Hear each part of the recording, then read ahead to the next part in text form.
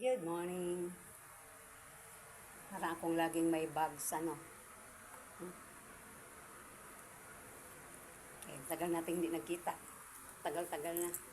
Teka, sitahin natin yung aking rooftop.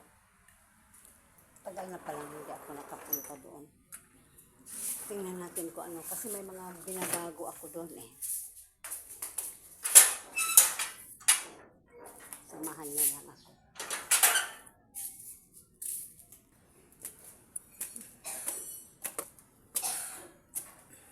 Abi,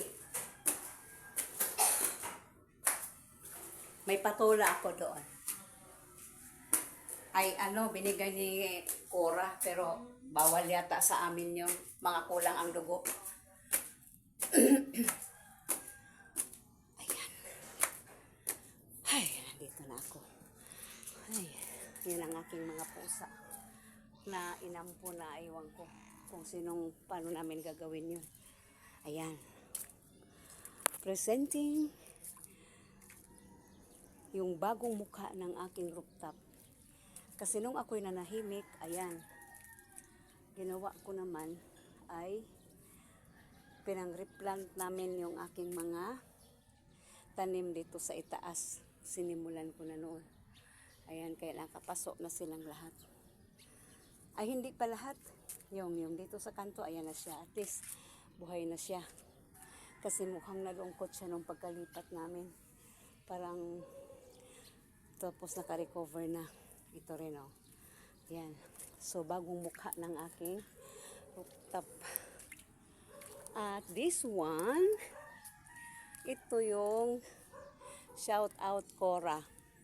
Kaya sabi ko, wag kang magkamali na hindi magdala ng paka ng bulanghoy. Kaya hong itanom dari, oh. And what is this? Akala ko higad na, ano tawag na, basol-basol ba? Higad na malaki. Wala pala. Ayan. So, ito ngayon ang bagong face ng aking, wow. Ito namang aking okra kasi, ang dami. Ayan, bumalik na naman yung mga langgam. Papaliguan ko na naman ito ng insecticide. Paano naman kasi? Bubot pa lang kinakain na nila.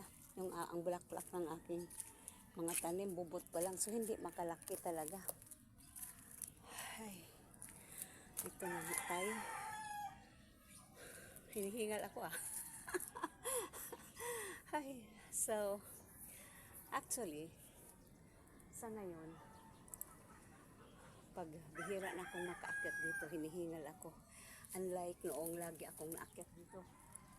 Pero, ngayon na bisibisihan, hindi ako lagi naakyat dito. Kaya, hinihingal na ang lola nyo. Ayan. Pero, sige lang.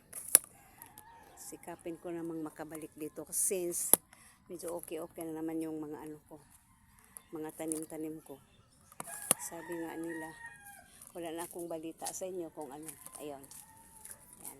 Yung malunggay ko dito, kinuha ko na. Pinutol ko na. Yan, mga nakapasok na silang lahat. Ito yung gusto kong alisin kasi pero naawa naman ako baka mamaya mamatay. Pero gawaan ko ng paraan yan. Makabili ulit ng ano. Kung makabili ulit ng anong tawag dito? Paso. Medyo may kamahalan kasi din ang paso eh. Kaya medyo alalay lang kasi ang dami ko ng paso doon. Yan. Tingnan mo yung aking mga pusikat na aywan ko, naghihintayan sila ng ano, pagkain. Ay minsan hindi yan naaakyat na ng pagkain dito. So yung nanay, pag nababa, yun ang nagdadala. Ito yung bunga ng aking ano. Ito pa, naloy-loy na siya. Okay. And, ang lagi kong nakaka-excite dito pag akyat is yung, kahit isa pa lang siya. O, diba? O, may bunga na siya. Mayroon naman dito, konti na. Ayan. So, na-excite lang ako kapag umakyat, kapag mayroon akong binabantayang mga bunga ng mga ano dito. Yung mapakinabangan. Pero pag wala pa minsan, tama lang na magpaakyat ako ng individual dito para magdilig. Okay? So, upo ng kaunti. Hallelujah. Bye-bye. And good morning. Enjoy, everyone. Okay.